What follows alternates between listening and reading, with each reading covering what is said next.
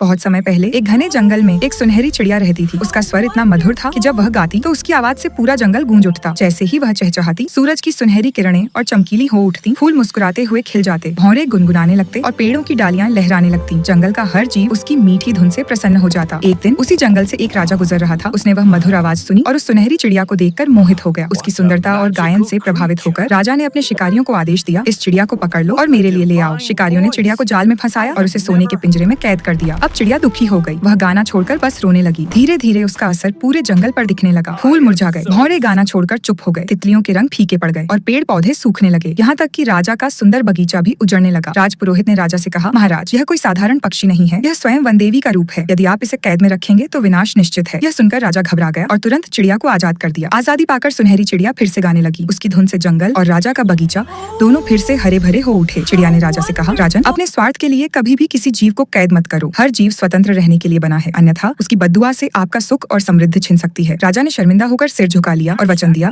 कि वह कभी किसी जीव को बंदी नहीं बनाएगा।